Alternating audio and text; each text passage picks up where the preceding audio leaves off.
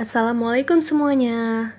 Kami dari kelompok 7 akan menyampaikan salah satu perjalanan hidup bisnis digital di Indonesia, yaitu Gojek. Disimak ya. Latar belakang didirikannya Gojek. PT Gojek Indonesia merupakan karya anak bangsa yang berdiri pada tahun 2010 di Jakarta. Perusahaan ini pertama kali lahir dengan niat baik untuk memberikan solusi, memudahkan kehidupan sehari-hari di tengah kemacetan perkotaan. Seorang pemuda kreatif, Nadiem Makarim, mempunyai pemikiran untuk membuat bisnis transportasi ojek, yang dikarenakan ia sering menggunakan jasa ojek. Karena kebiasaannya tersebut, Nadiem Makarim menemukan ide untuk dapat menciptakan sarana agar jasa transportasi ojek lebih efektif dan efisien. Perusahaan ini bekerja dengan menghubungkan ojek dengan penumpang ojek, di mana sebelumnya tukang ojek lebih banyak menghabiskan waktu di pangkalan menunggu penumpang. Awal peluncurannya, Gojek hanya melayani lewat call center saja dan hanya melayani pemesanan ojek di wilayah Jakarta saja. Tetapi pada tahun 2015, Gojek mulai berkembang dan membuat aplikasi Gojek dengan sistem yang tertata rapi. Dengan aplikasi ini, pengguna ojek dapat dengan mudah memesan ojek secara online, membayar secara kredit, dan mengetahui keberadaan driver yang akan menjemput para pemesan. Gojek dapat dipesan melalui Gojek App yang bisa diunduh melalui Play Store maupun App Store. Pada awal peluncuran aplikasi, dalam waktu 1 bulan, aplikasi ini sudah berhasil mencapai 150.000 download dengan rating 4,4 dari 5 bintang. Untuk pembayarannya pun memiliki 2 cara, yaitu secara cash atau menggunakan Gojek Credit atau GoPay. GoPay adalah metode pembayaran Gojek yang dibuat cashless dan dapat digunakan untuk membayar semua layanan. Awal pendiriannya, Gojek melayani hanya 4 jenis layanan, antara lain layanan jasa kurir, jasa transportasi, jasa delivery makanan, dan jasa belanja dengan nominal di bawah 1 juta rupiah. Gojek terus berkembang dengan meluncurkan inovasi-inovasi baru dengan produk layanan jasa yang lain. Hingga saat ini sudah ada 16 layanan jasa yang dapat dipesan melalui aplikasi Gojek. Profil CEO pendiri Gojek. Nadiem Anwar Makarim adalah putra dari pasangan Nono Anwar Makarim dan Atika Al-Gadri. Nadiem memiliki latar belakang yang beragam. Dari ayahnya, ia merupakan keturunan Arab Minang, sedangkan dari ibunya, campuran Arab, Jawa, dan Madura. Ayahnya adalah seorang aktivis dan pengacara terkemuka, sedangkan ibunya merupakan penulis lepas, putri dari Hamid Al-Gadri, salah seorang perintis kemerdekaan Indonesia. Nadiem menjalani proses pendidikan dasar hingga SMA, berpindah-pindah dari Jakarta ke Singapura. Sehabis menyelesaikan pendidikan SMA-nya di Singapura, pada tahun 2002 ia mengambil jurusan Hubungan Internasional di Universitas Brown, Amerika Serikat. Nadiem sempat mengikuti pertukaran pelajar di London School of Economics. Setelah memperoleh gelar sarjana pada tahun 2006, 3 tahun kemudian ia mengambil pasca sarjana dan meraih gelar Master of Business Administration di Harvard Business School. Pada tahun 2006, Nadiem memulai karirnya sebagai konsultan manajemen di McKinsey & Company.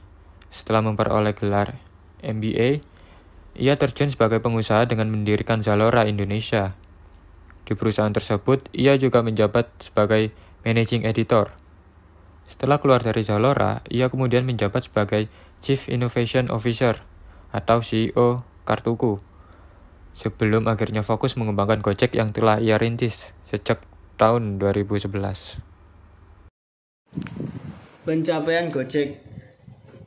1. Aplikasi Gojek dilaporkan sudah diunduh lebih dari 20 juta kali hingga tanggal 30 Juni 2016.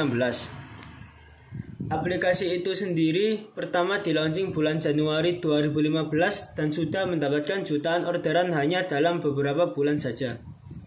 2. Soal orderan, Gojek mengklaim bila ada 20 juta orderan yang masuk platform mereka. Artinya selama 1 bulan itu setiap detik ada orderan yang diterima oleh Gojek. Tak aneh bila Gojek mengklaim selama bulan Mei 2015 sampai Juni 2016 ini perusahaannya tumbuh 100 kali lipat. 3. Layanan ojek online Gojek ini adalah inti usaha startup. Itu diklaim memiliki lebih dari 200.000 pengendara yang sudah profesional.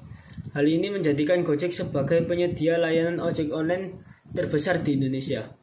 4. Layanan GoFood disebut sebagai layanan antar makanan dengan permintaan terbesar di dunia, tidak termasuk Cina. Sejak diluncurkan, GoFood sudah melayani order hingga 15 juta kali.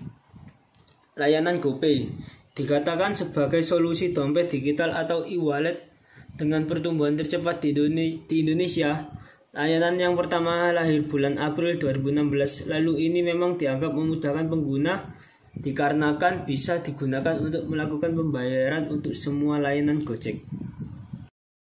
Dan untuk tantangan yang dialami Gojek adalah founder sekaligus CEO Gojek Nadiem Makarim mengakui dengan ekosistem bisnis yang semakin besar, maka tantangan yang dihadapi tidak kalah besar. Nadiem mencatat berbagai tantangan yang dibagi menjadi tantangan internal dan eksternal. Untuk tantangan internalnya adalah pertumbuhan organisasi kami semakin besar. Kami tumbuh dari 200 orang menjadi 4.000 orang, dari Jakarta berkembang ke 200 kabupaten. Tadinya hanya Indonesia, sekarang ada 4 negara luar, ujarnya. Menurutnya, Gojek berusaha menjadikan identitas perusahaan multinasional yang bisa mencontoh budaya negara lain.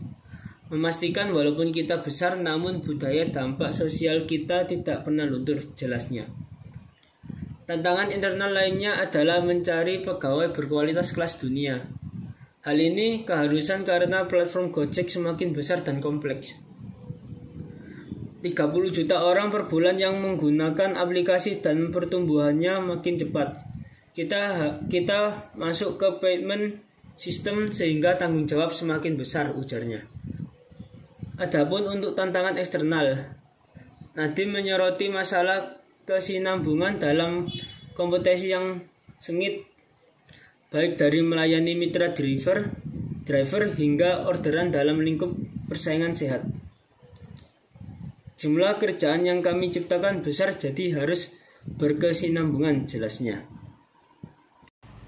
Visi misi Gojek, visinya membantu memperbaiki struktur transportasi di Indonesia, memberikan kemudahan bagi masyarakat dalam melaksanakan pekerjaan sehari-hari, seperti pengiriman dokumen, belanja harian, dengan menggunakan layanan fasilitas kurir, serta mensejahterakan kehidupan tukang ojek di Jakarta dan Indonesia ke depannya. Misinya ada 4. Menjadikan PT Gojek Indonesia sebagai jasa transportasi tercepat dalam melayani kebutuhan masyarakat Indonesia. 2. Menjadikan PT Gojek Indonesia sebagai acuan pelaksanaan, kepatuhan dan tata kelola struktur transportasi yang baik dengan menggunakan kemajuan teknologi. 3. Meningkatkan kepedulian dan tanggung jawab terhadap lingkungan dan sosial. 4. Memberikan layanan prima dan solusi yang bernilai tambah kepada pelanggan. Nah, di sini ada model bisnis Gojek. Pemasukan Gojek berasal dari 3 sumber, yaitu 1. Komisi dari perusahaan mitra. Banyak perusahaan bekerja sama dengan Gojek untuk memanfaatkan basis pengguna Gojek yang luar biasa besar. Gojek mendapatkan komisi dari perusahaan mitra untuk setiap order yang terjadi melalui aplikasi Gojek. 2. Komisi dari konsumen. Gojek adalah aplikasi all-in-one. Konsumen tidak perlu berganti aplikasi karena Gojek menyediakan hampir semua layanan digital modern yang dibutuhkan masyarakat. Konsumen pun tidak keberatan untuk membayar komisi kecil atas setiap pesanan yang mereka buat. 3. Komisi driver berkat Gojek. Jutaan pengemudi Gojek dan taksi mampu melayani lebih banyak uang. Mitra driver pun dengan senang hati membayar komisi kecil untuk setiap order yang mereka selesaikan. Selanjutnya yaitu layanan yang ditawarkan. Hingga saat ini, aplikasi Gojek telah menyediakan 17 macam layanan jasa. Yang pertama yaitu GoRide. GoRide adalah layanan transportasi sepeda motor yang dapat mengantar Anda ke berbagai tempat dengan lebih mudah dan lebih cepat. Yang kedua, GoCar. Gokar adalah layanan transportasi menggunakan mobil untuk mengantarkan Anda kemanapun dengan nyaman. Yang ketiga, GoFood. GoFood adalah layanan pesan antar makanan dengan lebih dari 30.000 daftar restoran. Yang keempat, GoMart. GoMart adalah layanan yang dapat digunakan untuk berbelanja ribuan jenis barang dari berbagai macam toko di area Anda. Yang kelima, GoSend.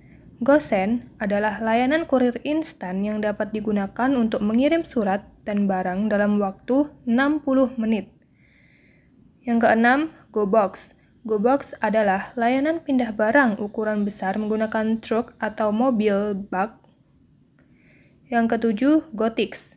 GoTix adalah layanan informasi acara dengan akses pembelian dan pengantaran tiket langsung ke tangan Anda. Yang kedelapan, GoMed.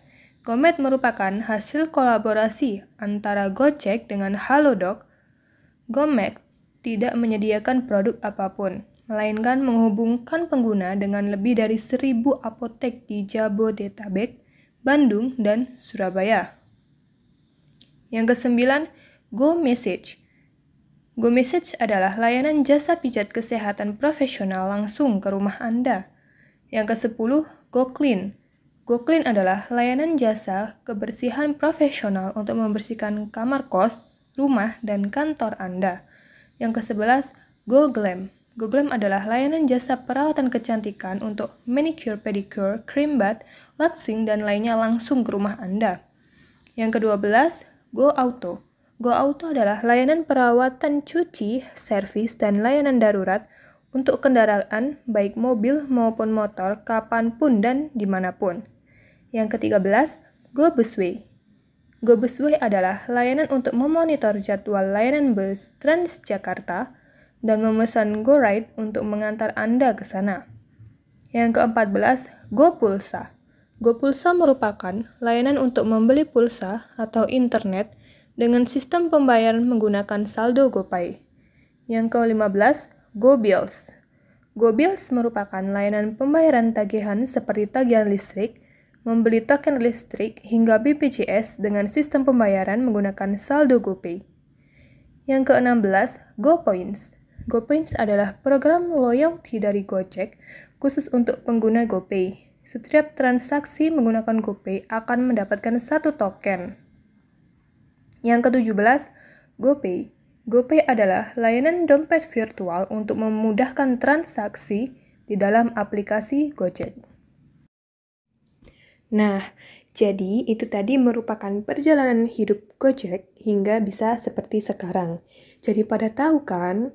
Sekian dari kelompok 7, terima kasih.